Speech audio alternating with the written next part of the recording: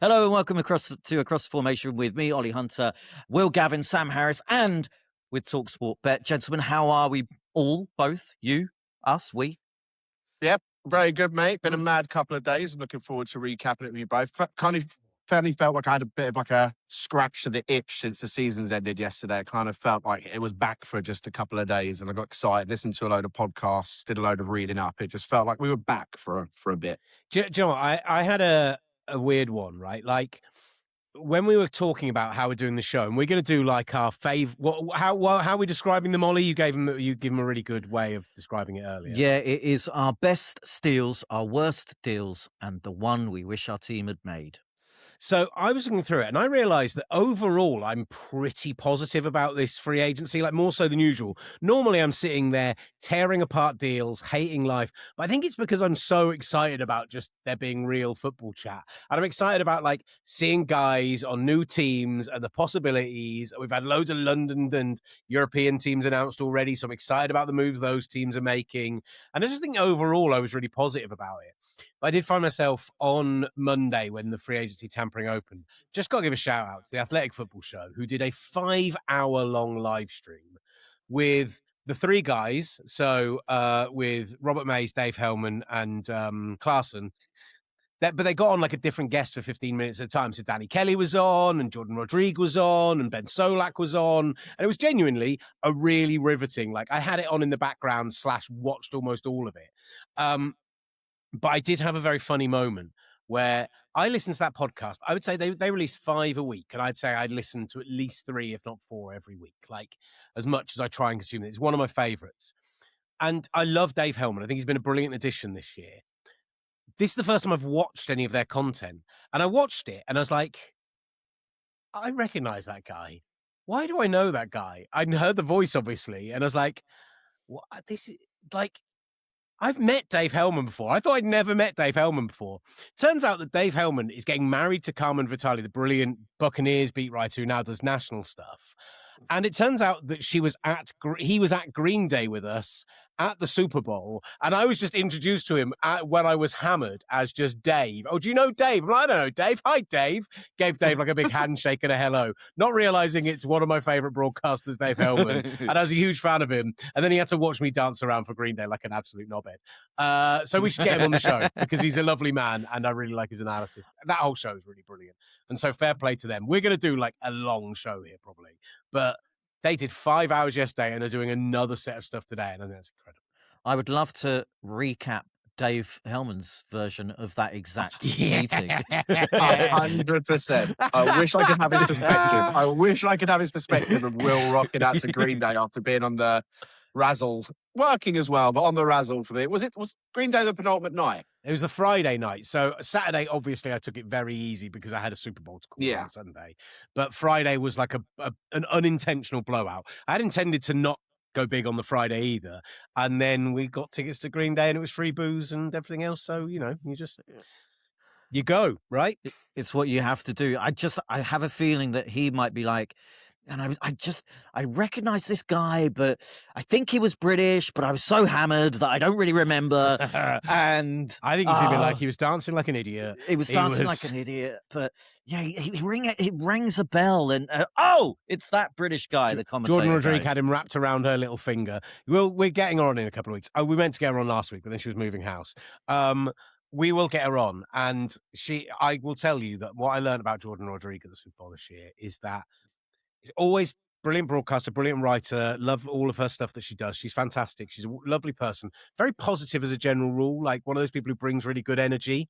Turns out that when she's not around Greg and she's not being like reverent to Greg, she's one of the great S-talkers that I can possibly ever imagine. She absolutely buried me left, right, and center for that entire evening. Just like single word put downs that put me into absolute shame holes. And the day after, I was like, you absolutely, you had my number yesterday. Like, I've not known someone to have my number for a very long time. She was like, I know. We need her on. Maybe it's a bad idea. Maybe it's a bad idea. That's very British of her, isn't it? That's Yeah, like you know, very. that whole kind of giving each other S and all of that stuff, and following your S lead. Yeah, I don't know. I do think Let's we should stop that. Should we just swear on the podcast? Like, should we just sack it off? Like, be like, yeah, talk sport, small sport. Let's just behave like normal human beings. I can't believe we talked for so long without doing any phrasing, and that's all my fault. I'm just rambling because I'm excited. Yeah, That's what we do here. Well, let's start off then with our kind of worst. No, let's do best steals. Best steals. Your favorite kind of moments of free agency or trade. This trade period. So let's start with you, Sam Harris. What's really caught your eye?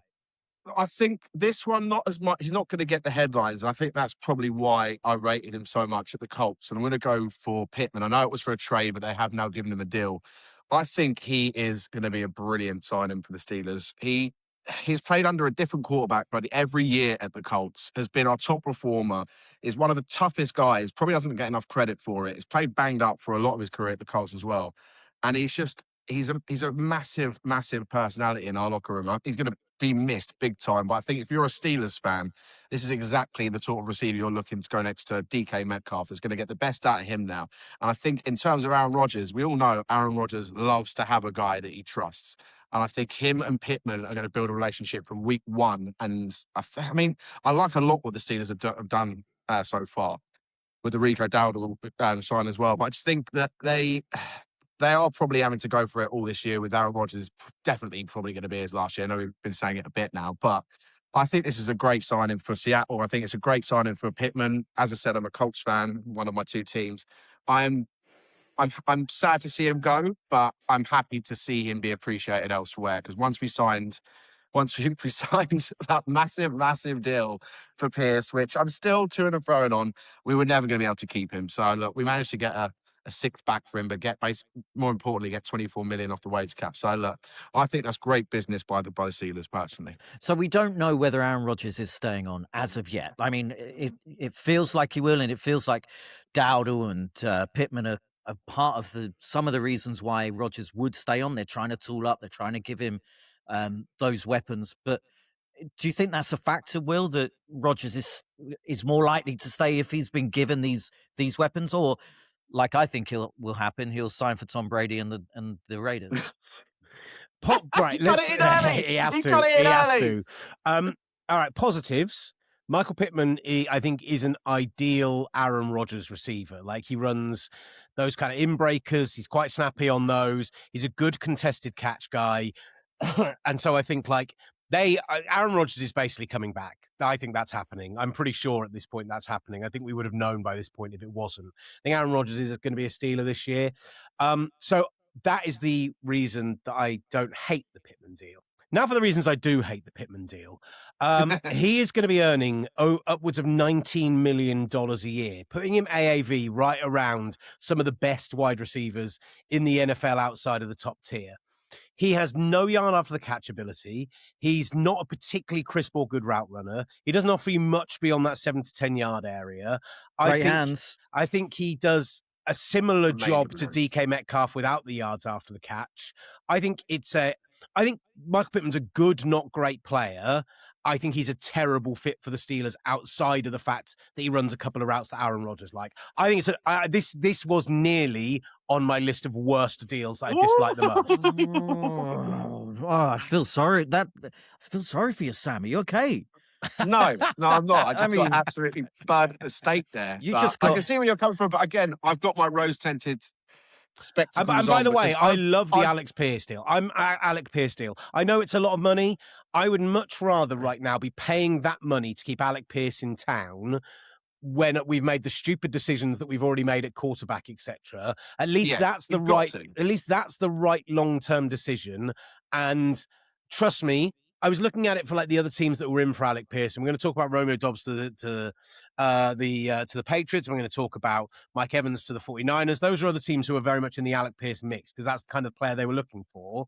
The other guy being mentioned around there is AJ Brown. I'd much rather pay Alec Pierce $27 million a year than pay a first-round Yeah. pick for AJ Brown. Like, 100%. hands down. With the way that the cap's going up in recent years, I think Alec Pierce is underrated in terms of what he does. He's seen as just, his average yards per catch was like 21 yards. And so people just bang on about that element to him. I think he's a much better route runner. I think he can do a lot more in an offense.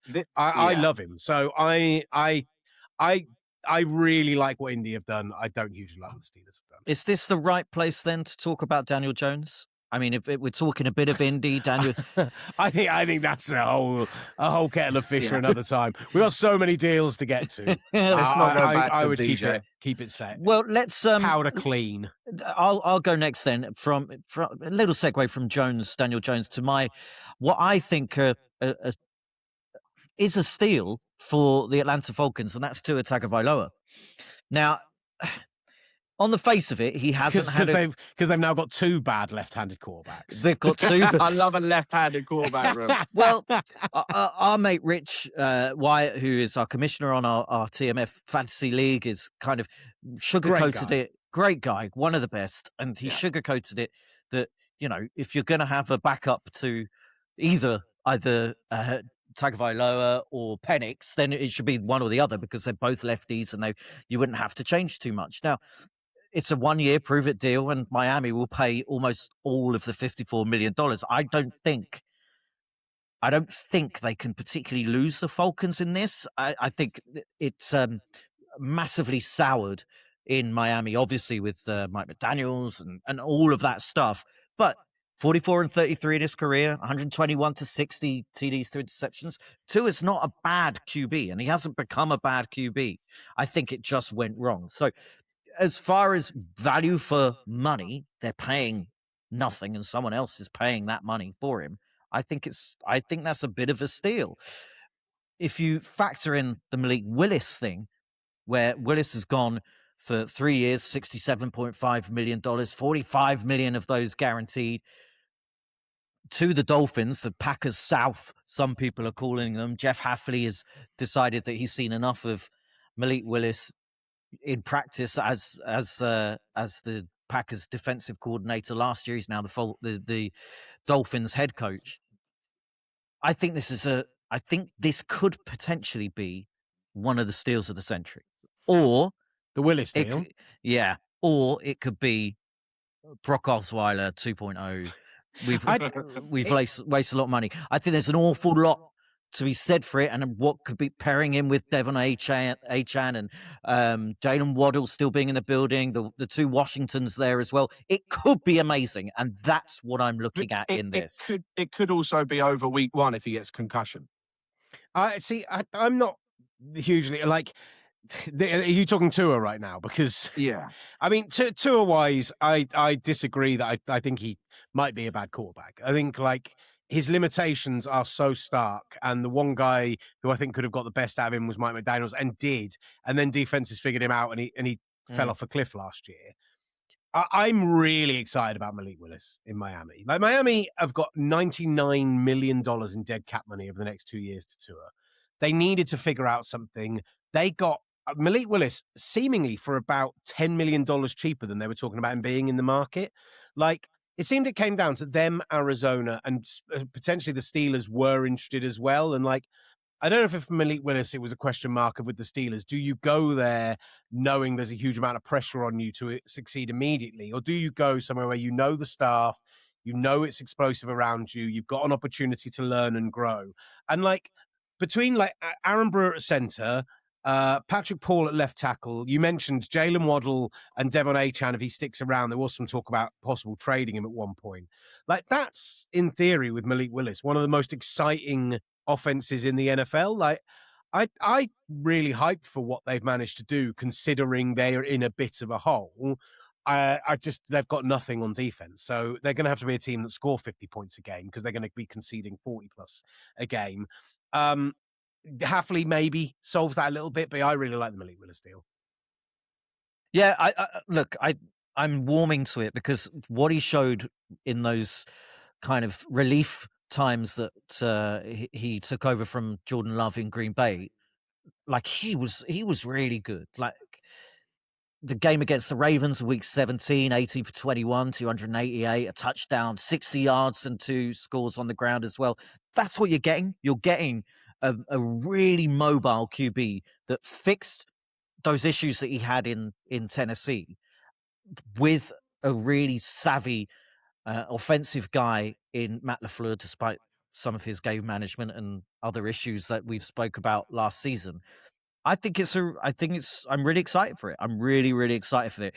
Will Gavin, what's your? I think both Sam Harris and I knew what this would be even before you told us beforehand. But what is your steal of the century? Your biggest steal? I want to, like, I had a real problem with doing this because, like I told you, I was very positive and there were a lot of deals to mention. So I just want to shout out before we get into it. We'll save Linda Balm for when we do the big contracts later on, right? Just a shout out to Jermaine Illuminor. 3 years, $39 million, played his best football with New York last year, 98% pass blocking efficiency rate, according to the admittedly flawed PFF, but that is top 6 amongst all tackles last year.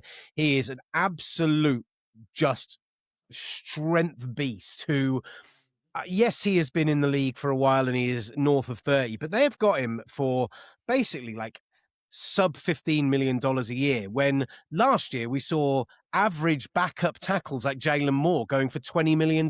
Like, it's this is a real hometown discount, and I think the Giants have got themselves an absolute steal. Like, we were grading, I'm going like A++ for securing Jermaine Illuminor for that sort of money in an upcoming team with John Harbaugh. I did message Illuminor earlier, hoping to get some insight, and I just got an appreciate you back, which was lovely. It was nice to get a response, but I didn't get like, I was Exclusive. like, I was trying to get some like John Harbaugh, some like you know, some like John Harbaugh juice, or like he was going to tell me like why he took the discount or anything, and like, nah, he just was like, thanks, man, and I was like, we'll get him on at some point soon because they're always happy to put him forward. Funnily enough, my pick for the deal I liked the most on day one was the thing that reminded me how much fun it is to be a football fan. Is the thing that reminded me that I am not a guy that covers this game. I'm not a journalist. I'm not a film watcher. I'm not a play-by-play guy. I'm just a nerd that happens to do a cool job. And Mike Evans signing with the San Francisco 49ers, mwah.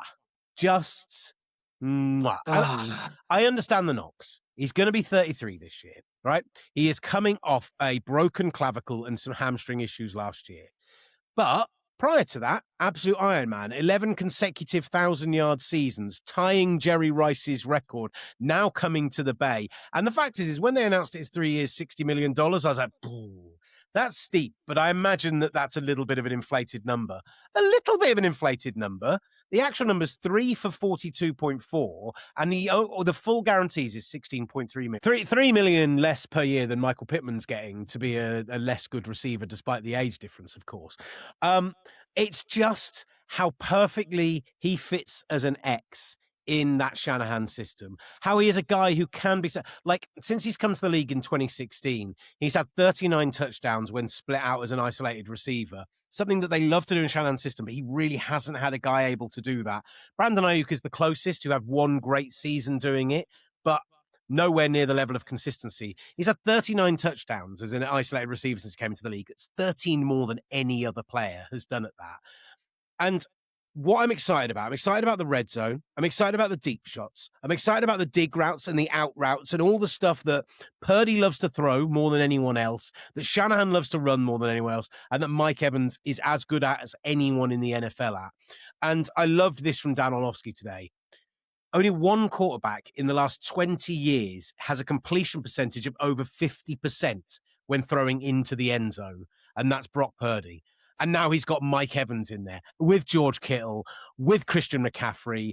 Like, they still need some speed. I still think they'll address that in the draft as well. I mean, they are being heavily linked with a receiver in the draft, and I wouldn't be stunned, despite taking Ricky Pearsall 2 years ago, if that was the direction they did go in as well. And there's so many other things they need to do with this roster, but lots of people were saying to me, yeah, but this is a win now move when you're not a win now team necessarily with your team. And I'm like, we finished one game behind the Seahawks and Rams, despite having the worst injury luck of anyone in the NFL. I coughed again.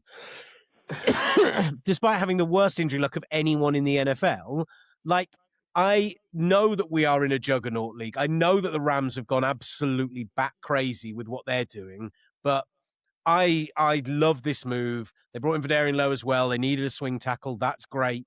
They need to lock down Trent. They need to get some more help on the interior on both sides of the line, but this is a first move of the offseason. Is sensational.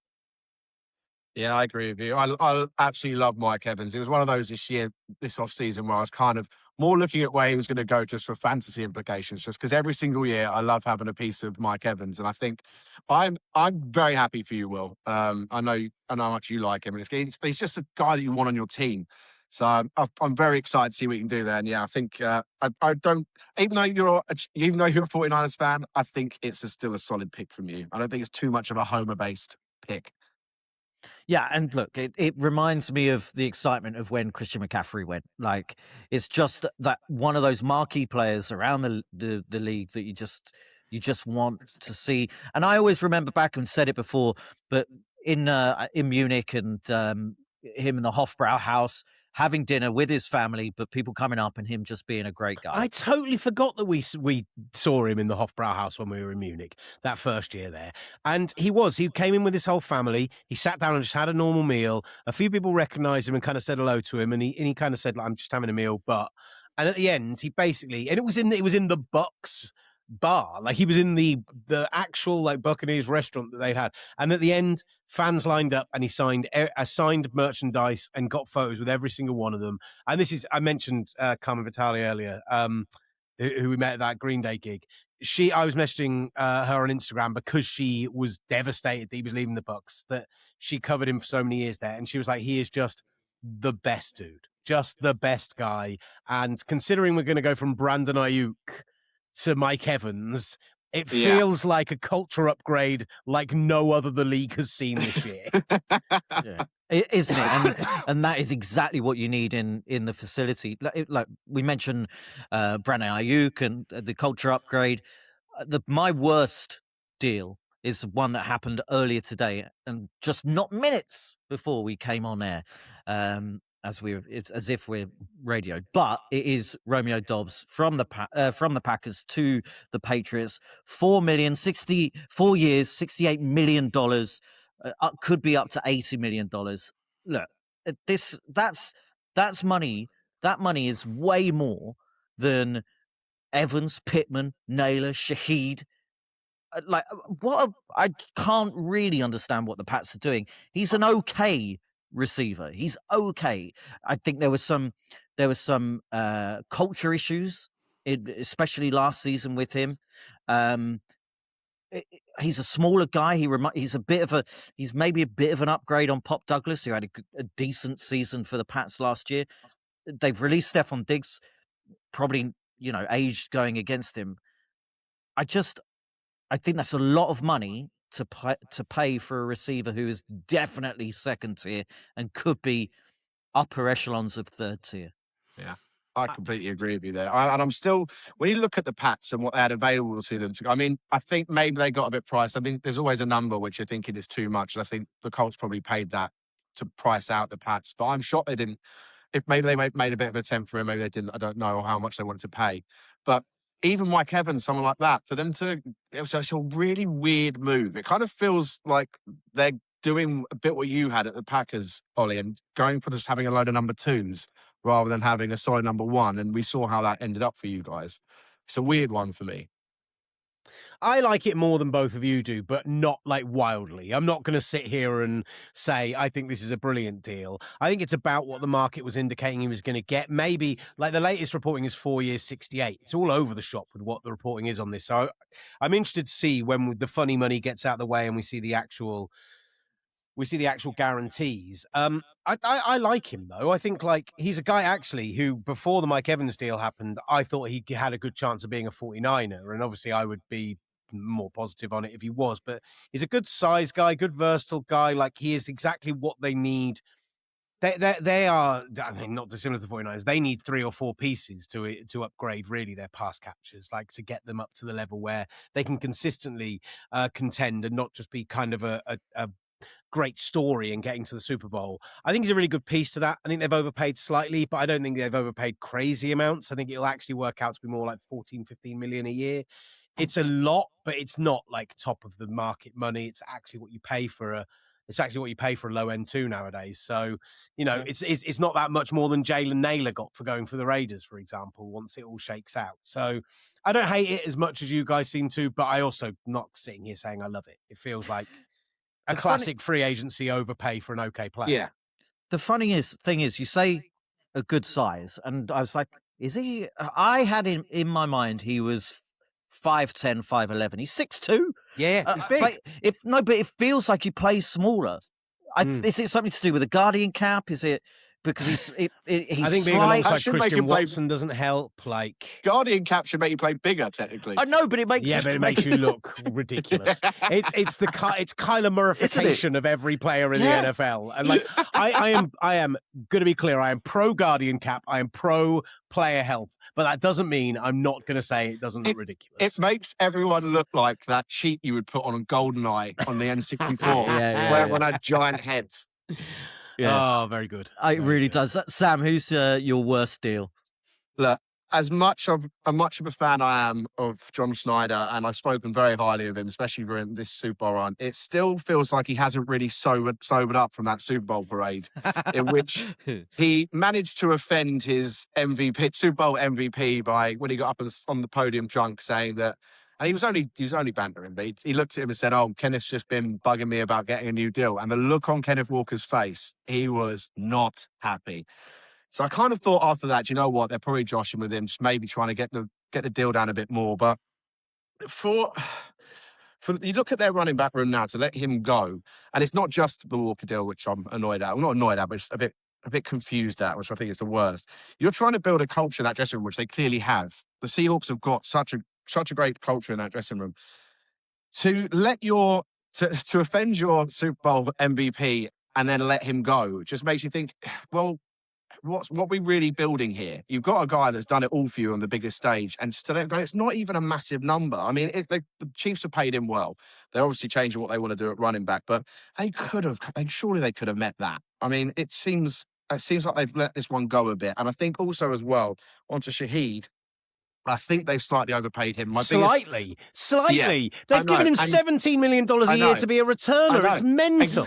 I love Rashid Shaheed, and I think that deal is twice what he should be getting money-wise. Well, if I was to make a defence for it, they've got to start using him as a wide receiver as well. And obviously he came traded him halfway through the season, so he's more likely to, just play him in the special teams. But they need him to be doing a lot more next year to justify paying him that much. But yeah, the worst couple of days for me has been John Schneider. As I said, maybe he needs to sober up a little from his celebrations in February.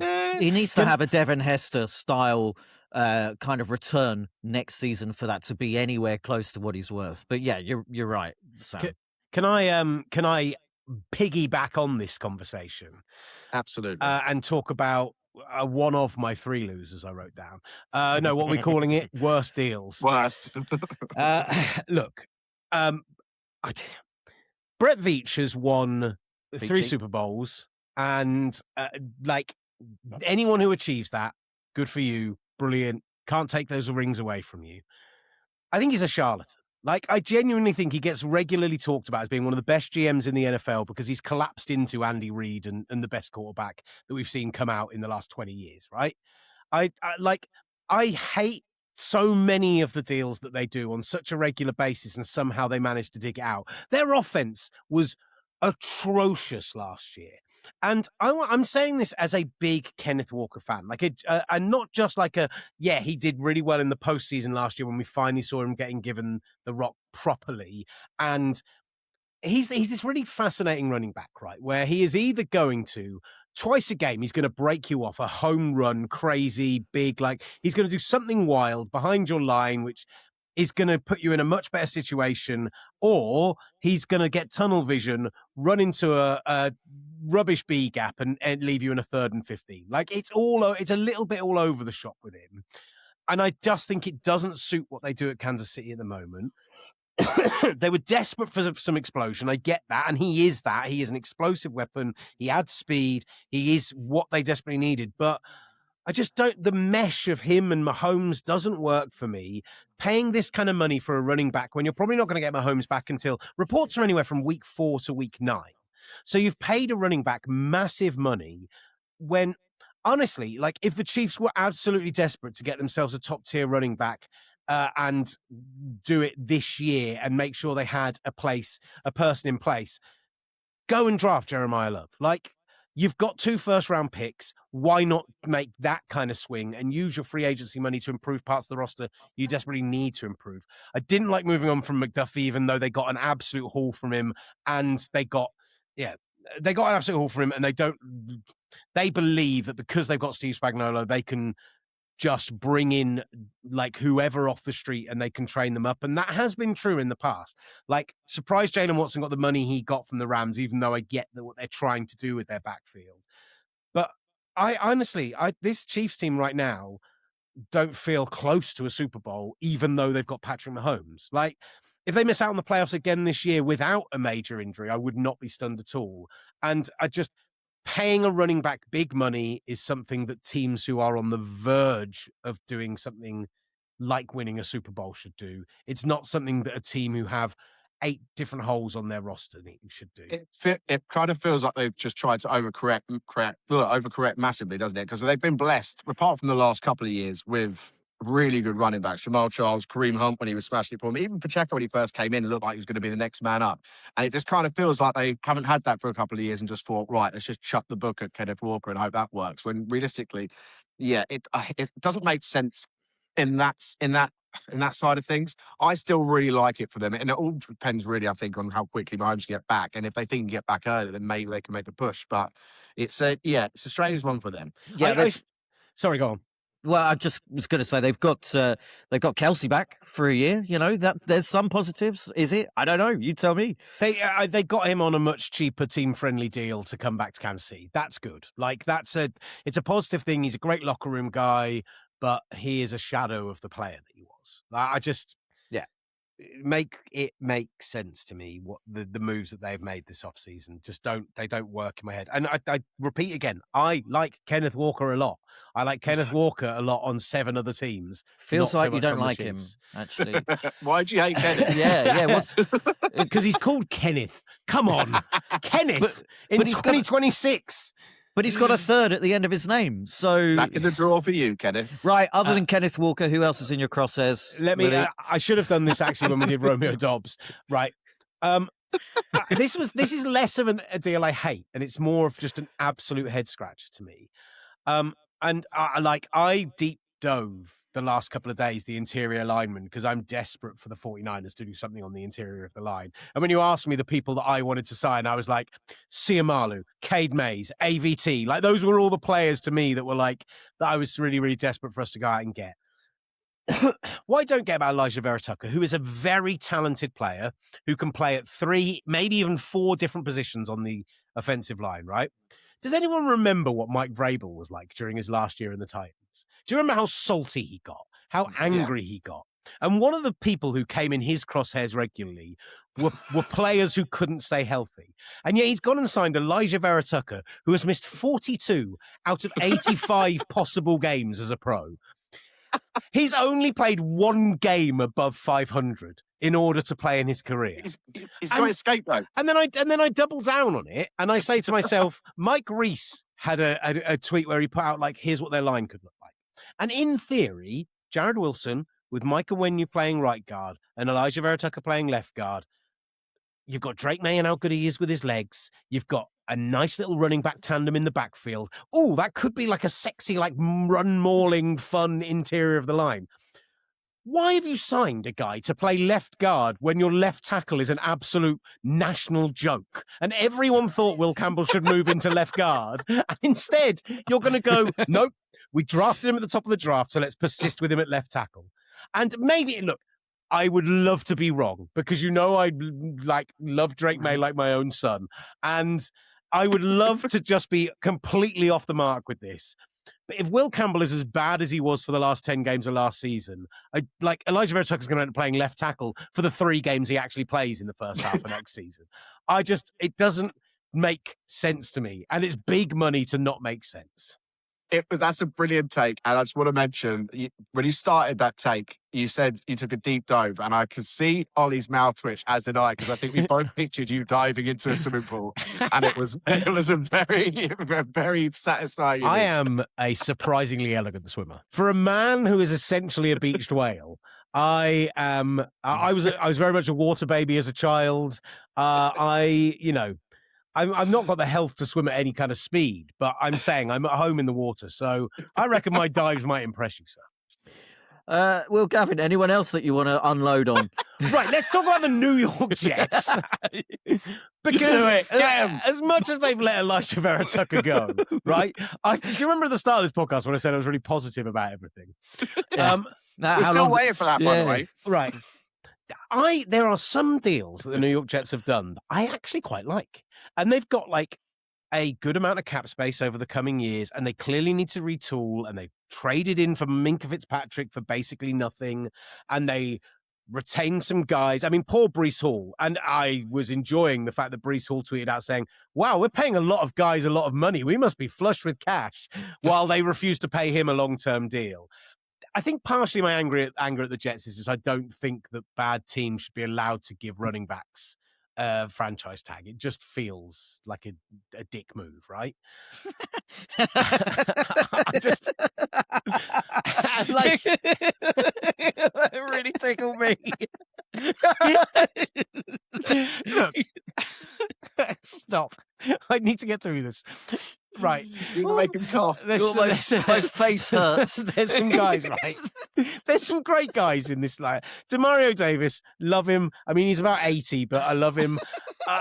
Like Kingsley and Anabare for $10 million, 8.5 guaranteed on a one-year deal. That's I like nice. that move. Yeah. Joseph Asai, I think they've got a decent second edge there for not very much money. They've got, draft picks. They've got loads of extra draft picks. They've got a coaching staff that's like a nightmare-fueled clown car, but that's fine because they can just build up this year and then they can sack everyone next year and actually bring in a new GM, a new head coach, and they've got great draft picks and everything else. And the Jets could be good in like 2-3 years' time, right? They won't be. Why are they trading for Geno? What are they doing? And I get that, like, they're going to get him. Basically, what they've done there is they were going to release Geno Smith, and Geno Smith was going to join Tua Tagovailoa and Kyler Murray as guys you could get for veteran minimum because they're being paid by their old team, right? And I think Kyler Murray is going to end up on a pretty decent team. I still think the Steelers are a good chance there. I still think that he could go into the Chiefs. If the Chiefs aren't going to miss Patrick Mahomes for 9 games next year, they could do a lot worse than trying to help Kyler Murray rebuild his career on a one-year deal. Imagine he goes in there, has 9 good games, wins like 6 or 7 of them. Somebody's going to suddenly chuck money at him in the offseason, right? Poor Geno has to go back to New York, the place where they wrote him off and he never wrote back, or whatever it was he said after that Seahawks game. I still have some belief that Geno Smith is a guy that could still be a good quarterback, right? Because he was great when he was at the Seahawks. And last year, he was in the worst situation in the NFL. He played badly, but he was in a bad situation. Now he's going to a bad situation again, and I don't like it. So, yeah, I just saw the Geno deal, and people will know Will Varney if they listen to our coverage at the weekends or our Super Bowl coverage or anything else. Great producer, hosted our coverage this year as well, and did a really great job. I just messaged him when that deal came down and said, what is wrong with your football team? What is wrong with them? Why is Geno Smith their answer? I just feel bad for Geno Smith. Feel bad for Breece Hall. I'm more so if Geno Smith is the answer. What was the question? Yeah, and like the way they've done it by being like, right, we'll give you a 6th round pick, a swap for a 6th and a 7th, if you take on the contract, renegotiate it with him, so you get a pick out of it instead of releasing him, but we still get him for veteran minimum. Technically, very, very savvy thing to do because you get out in front of the market and you've not had to give up a huge amount. You've had to move back probably 15, 20 spots in the draft next year at the back end of the draft. Fine. I'm all right with all of that. If they're going to Geno and going, right, we're going to retool your deal so we can trade you for veteran minimum, I'd go, oh yeah, who to? Nope. Absolutely not. Oh, I've not got a no trade clause. Doesn't matter. Won't play. You can send me there Mate. for veteran minimum. I'm gonna refuse to play. I'll retire. I will Derek Carr. I'll be the second Raiders quarterback to retire out of protest in the last 3 years. I will get out of here, and he's not. He's going to go and play for the Jets. Is there any chance that they looked at the Seahawks and thought, well, when he goes, we win the Super Bowl the following year? The Look, Raiders. You Oh, wouldn't that's put you wouldn't have put it past them, would you? No, you can't. All right, I think I need a cigarette. Let's move on to after that really positive section there from Will Gavin. I can't get over We need- how angry I got. That needs to be a feature. What did you have for dinner tonight anyway? Covered with smoke. You started the show by saying how positive you were, and I'm just taking shots at everyone, like headshots as well. Honestly, I had a grilled chicken wrap because I'm Oh, trying there we go. to be healthy and drop some of the timber. By the time I'm hopefully back on TV in September, I want to have lost like enough weight where I don't look at the TV and just shake my head. So that's the aim.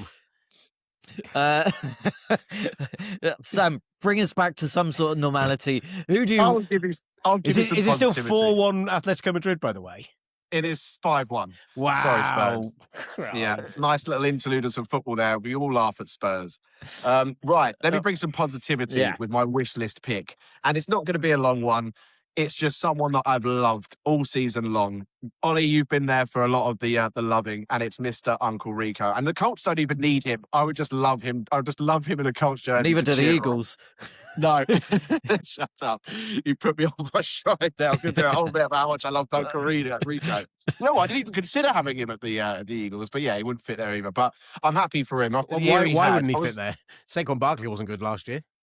Yeah, well, I don't think anyone was, to be fair. I think it's again, as I mentioned earlier, I won't bang on too much about the Steelers. We've covered them way too much today. But I think I think a lot of Steelers fans are upset they let Kenneth Gainwell go. Look, there was no way he was going to reproduce what he did this year, next year. He got a lot of the ball through the air because of the fact that they only had DK Metcalf, who was effectively useless. Look, I really like this for him. I think they've now got a 4-down back. He's going to get the ball a lot more, and I think he's earned this deal with what he did at Carolina. And I'm just happy for Uncle Rico. I'm a big fan of him. Oh, good for you, Sam. And he was fun. Those 200-yard games, loved all of that. So yeah, good for you. But I'm sorry you didn't get him. Look, for me, Mike Evans, because I love the man. Pittman, because I think he would have been an upgrade on almost everything that the Packers have as well. So we're looking at wide receivers there. But Daniil Hunter... Are you bringing Aaron Rodgers back as well then? No. Daniil Hunter, because no relation, but it would have been great to have Hunter on the back of my jersey. He stayed for an extra $40 million for 1 year at the Texans, or an extension, 30 million guaranteed, 30 million signing on, excuse me. But the player that I think the Packers, and I really, really would like, and it still could happen, is Brandon Aubrey. Now, the Dallas Cowboys have offered him a second-round tender, 5.76 million. It gives the Cowboys the opportunity to match any offer sheet that another team gives to Aubrey. Otherwise, Dallas get a second-round pick.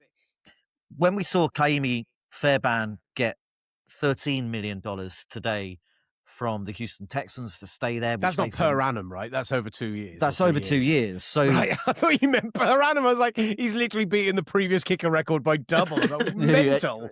So that's 6.5 a year. Aubrey looks like it's less than that for the guy that's got a gargantuan leg and has been pretty good, albeit in a dome, for the Dallas Cowboys. Just with what the problems that the Packers had with Brandon McManus, Crosby before that, and everybody else before in between, I just think that a reliable, solid, big-legged kicker like Aubrey would have allayed some of my kicker fears. That's all. Your turn, Will. Just to I mentioned my deep dive into the interior lineman. Isaac Seumalo, who's just like going to go and play for like 15 million for a new team every season and be a really solid guard.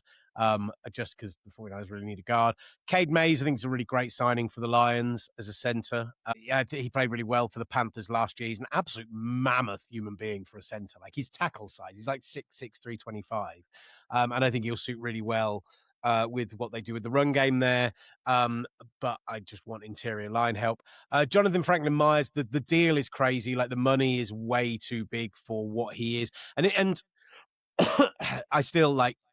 It's the position of most need, I think, for the 49ers is still pass rush, and he was great the last 2 years, both on the Jets and then on the Broncos.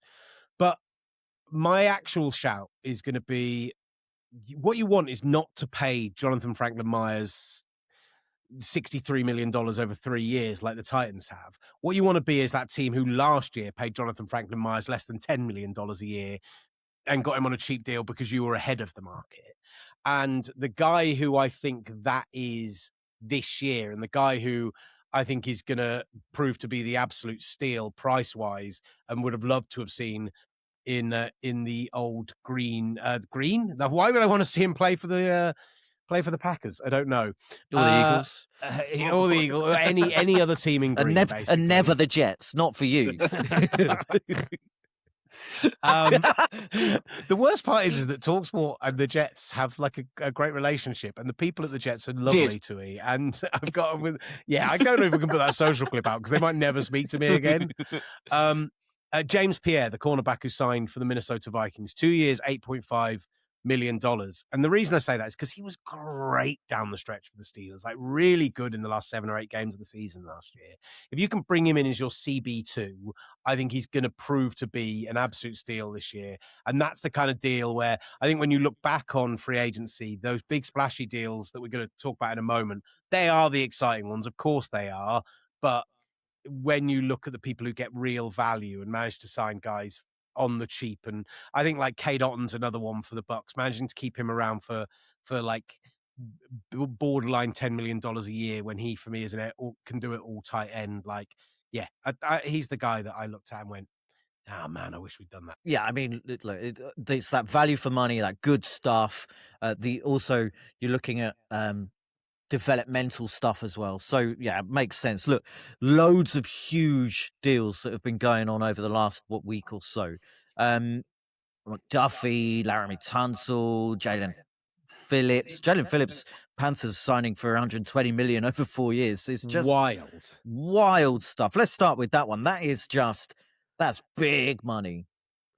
Yeah, I think they've. I mean, as a part-time Eagles fan, I think I would have loved to have seen him stay. But when you're seeing him offered that money, there was no way that they were ever going to come anywhere near that. For someone with his injury issues, I know it's a bit of a gamble. That I was expecting someone around the 90 to 100 max mark, 120 million.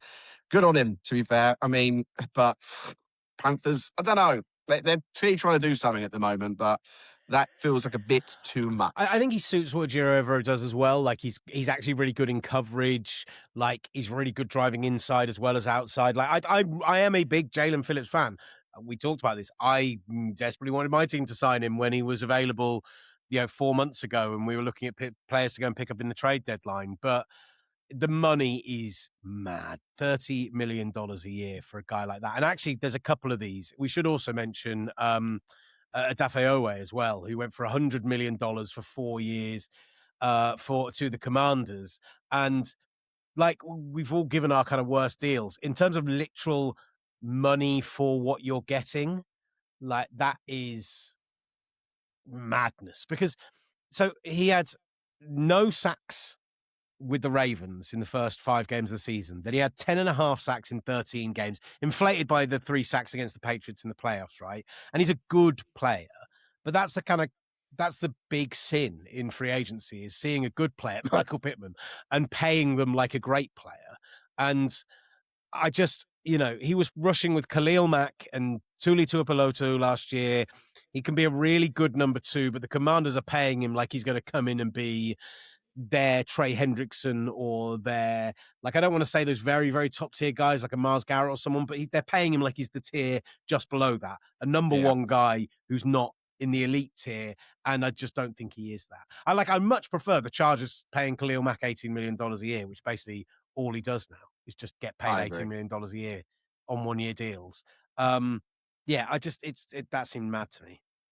Talking of the Chargers, Laramie Tunsil staying for $60.2 million, so as an extension over 2 years. That's an extra 30 million a year. That seems a lot for someone that I think's on a downward spiral. Boye Mafe, $20 million per year, 60 million over 3. With the Bengals, I mean, if you're a Bengals fan, you're not going to be happy with that when you're letting Trey Hendrickson walk out the building, it seems. I like both Boye Mafe and Brian Cook. I like who they've brought in. They have overpaid in classic free agency fashion, but actually I like the couple of guys. I like Dalton Risner they retained. I like Boye Mafe. I like Brian Cook, but none of them are going to turn that Bengals defense into a viable unit. Sam, Well, what do you think of Isaiah Likely to the Giants? Well, funnily enough, this is what I'm going to bring out. I think this one I'm really intrigued by. I think it's good in the sense that they're going to go the 12-man formation now. They can take a lot of pressure off of Malik Neighbors when he's back. And I thought Theo Johnson last year was really good. And to have them as your double-headed tight end attack, and obviously he's following John Harbaugh there, I'm really intrigued to see what this offense is going to look like next year. I think they could be one that's going to be quite exciting to watch if they all manage to stay healthy. Obviously, what happened to Scatterbo wasn't great. Malik Neighbors going out, we didn't really get to see what they could have done because they looked exciting. They're like a fun team to watch with Dart in charge. But I look, if it's your old coach bringing you back somewhere, he clearly likes him. So who am I to judge? But I don't know. It's with a lot of these, they do feel like they started too much. But we say that every year. It's part of free agency. If you want a guy, you're gonna have to overpay slightly. But he's been sat behind Mark Andrews for a while. I really like Likely. Really like Likely. I like what you're saying about the whole bringing guys in who you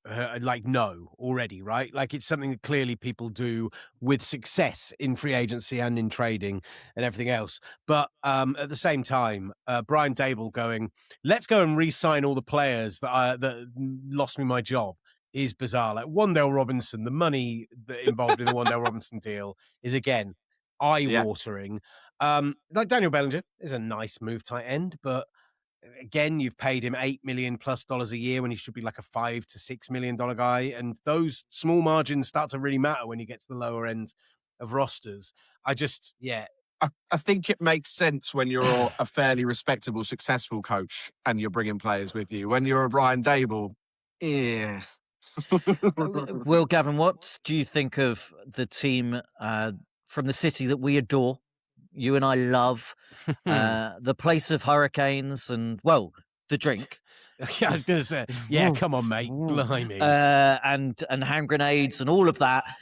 New Orleans Saints, former Bills offensive guard, David Edwards, 4 years, $61 million. And one that's really kind of raised my eyebrows is Travis Etienne, former Jaguars running back, 4 years, $52 million. That seems quite a lot to me. Yeah, I mean, David Edwards is the prime example of when I was talking about you want to be the guy that pays him the second contract where you get him what turns out to be an absolute steal rather than the third contract where you're paying him off the back of him being a steal previously. You do need that help though. Like they were bad at the guard position. Like Cesar Ruiz, such a high drafted, like such a high talented, exciting guy who really just seemed to dive off a cliff the last 2 years. It's not diving in this show. Look, he can play left and right guard. I think he's a good anchor player in that situation. I am fascinated to see what the Travis Etienne, assuming that they keep hold of Kamara as well. That kind of that hammer and tongs, like that Sonic and Knuckles, that we'll have to find a good name for them. But I like he has got breakout speed. He had his best season in the NFL, certainly since his rookie year last year. 36 catches, 292 yards, over 1,100 yards rushing, 6 touchdowns in the air, 7 on the ground. And like the APY isn't terrible considering like what some other guys got paid. I'd rather be paying Travis Etienne what is $12 million a year, but looks more like when you really strip out the numbers to the guarantees and everything, like $9 or $10 million a year than be paying Kenneth Walker 15, if I'm honest. The Saints have got a chance at winning that NFC South. Like they went 6-1 down the stretch last year. Like they're a team we should be a little bit excited about, and they've got cap space now, which is the first time in many, many, many years that's been true. So yeah, let's talk positively about a Saints renaissance. And they're coming to Paris, baby. Yeah, they're coming to Paris, and look, they're in a division which the former NFC disgrace, the NFC South, it changes after a while. So that division with Mike Evans leaving Tampa Bay and what's going on at the Falcons, it's just wide open, isn't it? You'd have to say. Anyone else that we've missed off? There's been lots of deals at the Raiders, lots of deals at the Titans. Where do we want to go after You that? sent us a list over, and I just wanted to flag that at the bottom of your list was the former Ravens punter Jordan Stout, who was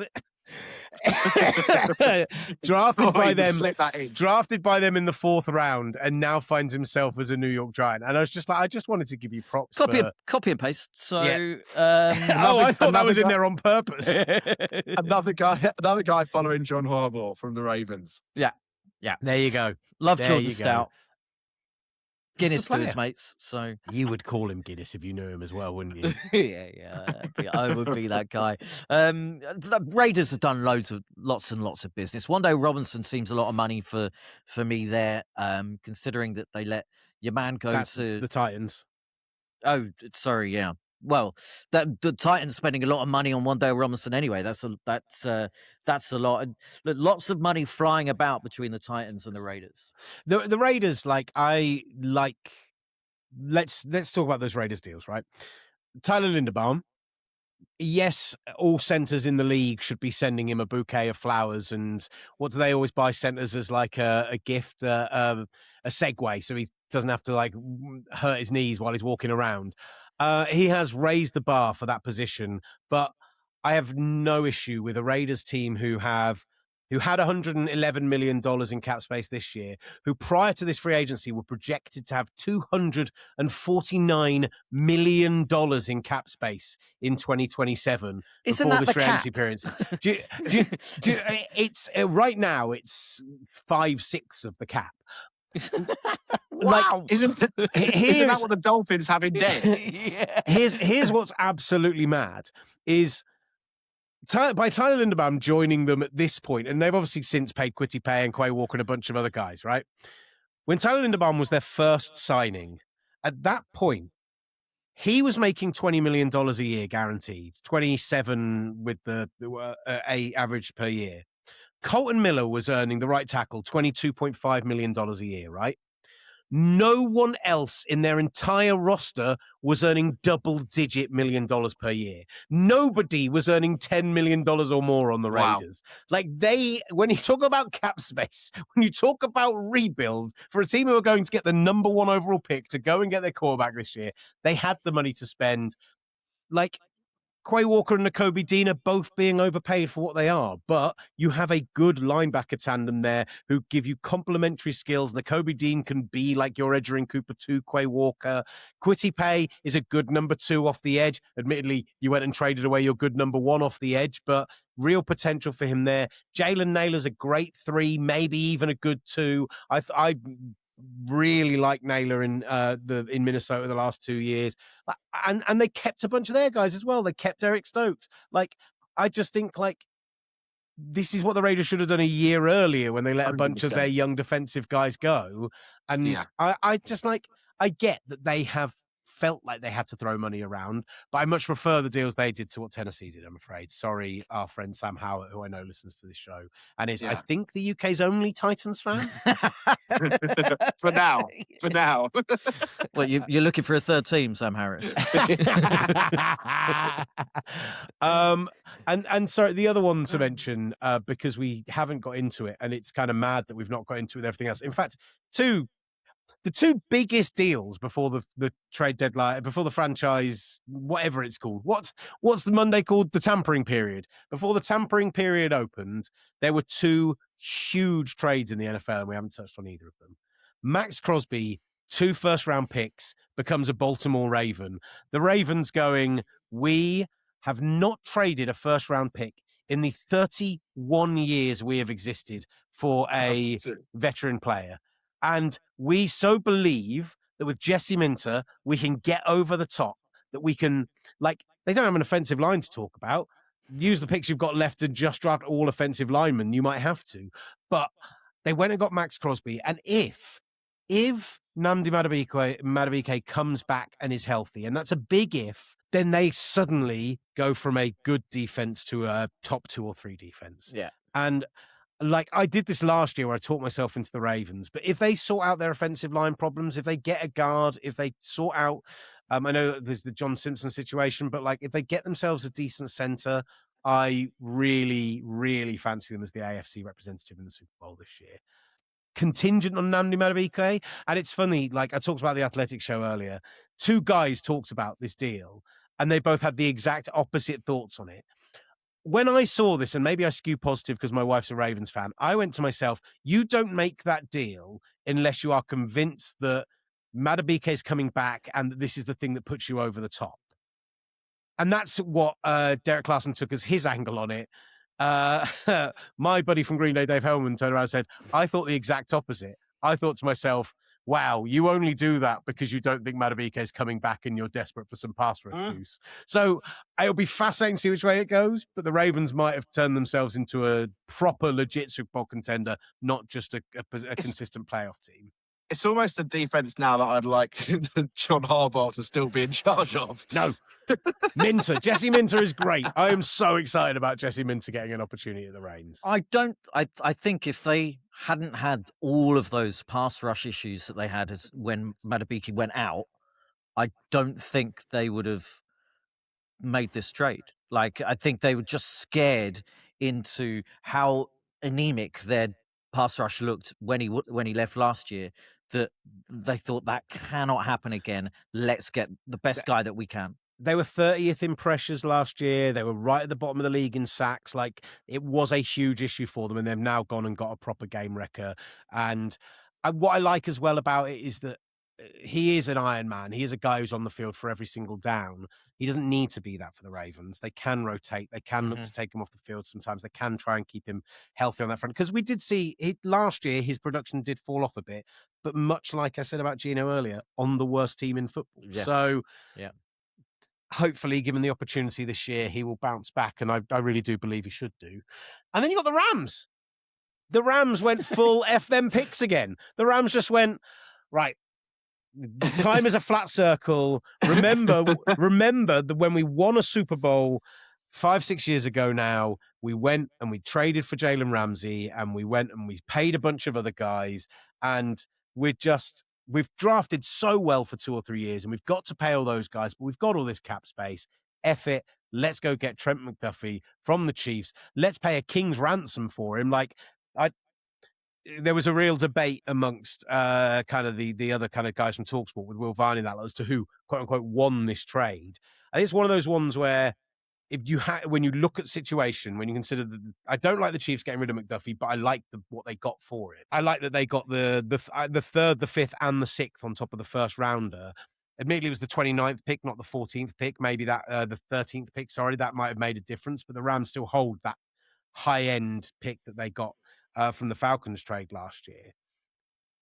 Getting all that stuff means the Chiefs can retool at a time they need to. And the Rams secondary was bad last year. And now they've got Trent McDuffie, one of the smartest corners in the NFL, a true top 10 guy who's been paid like a true top 10 guy.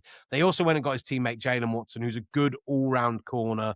He gets burnt sometimes, but I think every corner 2 in the NFL, find me one that doesn't like have 4 or 5 plays a game that makes you kind of roll your eyes. I can't. Probably one of the weakest positions in the NFL at the moment, top to bottom. And they just went, we've got to fix it. We'll bring Cam Curl back. We've already paid Quentin Lake. Like, we've got a bunch of guys that can play slot and inside and outside and all over the place. And maybe we'll throw some really exotic, fun looks at people. I'm fascinated to see how it comes together. And, you know, it's another thing that makes the Rams look strong in that ridiculous NFC West. Yeah, I really like it. And as you said, if it ain't broke, don't fix it. Go back to the well. If it worked for them before, do it again. I think that game in the playoffs against the Panthers probably made them think, yeah, I mean, we've got away with it a bit this season because they look like we're getting scored on every single time. But I've got a soft spot for the Rams, our good friend Adam, and it was good to see him happy. And I think that they know how close they were last year to making it to the Super Bowl. And with small adjustments like that, I think that they could be a good favourite to get there this year. Titans, Rams, Eagles, Colts. Look, if I like everyone, I can't lose. Yeah. Or have you already lost, pal? Yeah, I think so. It's just, you mentioned that Panthers game. You think about the Eagles as well. AJ Brown, Jalen Coker, Jackson Smith and Jigba, like just receivers had a field day against the Rams when they went up against them. And I thought Chris Shula had a really good season, but with a really kind of bare cupboard on the back end. Now they've gone and got some guys. They just went, right, Steve Spagnuolo can train up corners, so let's just go steal them off him. I'm super excited to watch this Rams defense. And listen, they've got previous in, sending a load of picks away for what they think is the best player for them to bring them almost instant success. And it worked for them with Stafford. Who's to say it won't work for them again with McDuffie et al. So yeah, that is their blueprint, and it was worked before. It might work again. Any other business? Jalen Watson only allowed 1 touchdown in the last 2 seasons. Wow. While playing a scheme that basically asked him to hold up in man coverage while Steve Spagnuolo threw 1,000 blitzes at other teams. Like, that's pretty sensational. He also missed just 1.5% of his tackle attempts last year. Like, I think I've maybe underrated Jalen Watson a little bit looking at those advanced metrics. I think you should probably apologize to him. I'm not going to apologize. And to the Jets. This is not the show. If anyone deserves an apology from me after this show, it's not Jalen Watson. Let's put it that way. Yeah, but Sam's right. Maybe you should apologize to the Jets as well. I respect it. You came with your chest today, mate, and I've had a lot of fun. I feel about them how the Rams feel about first-round picks again after a few years of using them. There you go. Yeah, there we go. And lovely tied up into a little bow. Gentlemen, what we must have missed something of. Something must have happened in the last hour or so. I have been refreshing the X feed. Oh, God, I can't believe I called it that. To keep an eye on in case there was any breaking news. But actually, it's been quite a slow second day after yesterday was so mad. Don't worry. We wrap this up in 5 minutes. Give it half an hour and we'll get the biggest breaking news of the past 2 days. The Steelers have signed Cam Johnston, noted punter and Bill Burr lookalike, to a 1-year deal. That happened while we were recording. Okay. Yeah, good. It does look like him. Jesus Christ. Yeah. Lovely. Live Bill Burr update from Will Gavin there. Oh, got him again. Right, gentlemen. I think we've gone on. We've banged on long enough. Any other thoughts, business, anything you want to get off your chest? Just worth mentioning our email address again. I'm sure we're going to hit a mailbag at some episode coming up soon, as we've got a few filler episodes to come and some more movie reviews. But it's acrosstheformation@gmail.com and across the formation Instagram. Get in touch with us. We've been enjoying reading some of the ones you sent in so far, which we're saving up to read out. Which, to be fair, Sam won't give any of the rest of us access to the email, so no. he says we've enjoyed reading them. I am saving them, and I will read them to you both on an episode. Oh, like live reveal to us. Okay. Yes. Yeah, live reactions to emails. Exactly. That's something that that YouTube hasn't got on board with yet, is it? Live reactions to emails rather than No, I don't know what they've been playing at, to be honest. Yeah. Well, let's start here. It starts here on Across the Formation. What are you doing, Greg Rosenthal? Why aren't you doing live reactions to emails? We get half of New Jersey giving us crap because of Will. Yeah, what was really funny is I was listening to Ollie Connolly's show today. They did a live show as well, like a 3-hour live stream, which Ollie does not do video stuff and has been talked into it by John Legend. So well done, John, for managing that. Not John Legend. John Legend. The two of them both look like Ollie's moving up in the world. Hang around with John Legend. The two of them both look a bit like Kirk Cousins as well. It's very confusing. Like doing a live stream, it looks like they're doing a Kirk Cousins lookalike contest. But what was even weirder to me about it was that it was like, because it's the first time I've heard those people do a live stream, they were like live reacting to comments, but because it's their show, it's the nerdiest comments you've ever heard in your life, and it was just glorious. I was so. Oh, you haven't heard our emails yet, mate. Oh, excellent! That's what I want to hear. Did they live react to your comment? That's the main thing. Will I did not leave a comment because I was listening to it. Well, I've heard you on the Greg Rosenthal. The Sunday night recap where I'm just or Monday night recap. I'm just on my way home. Greggy, love you. By the way, he did describe me as a man that would do anything to get a mention. So, yeah. So it's astonishing that you didn't get in touch with Ollie Connolly. We went super long, and we got breaking news. Elton, that filler has just worked. It's really underwhelming. Elton Jenkins is signing a 2-year deal with the Cleveland Browns. We'll see him in Paris this year if he's healthy, which he probably won't be, because for one of the most talented interior linemen in the NFL, I love Elton Jenkins. He stays on the field at an Elijah Vera Tucker rate. I said to Ollie earlier today, I'd love to see him again, another one. The interior of the line, I'd love to see him have to go. He's just too injury prone. He can't be allowed to join. He can't be allowed to go and play at the bloody power station. Spheric head has really done me.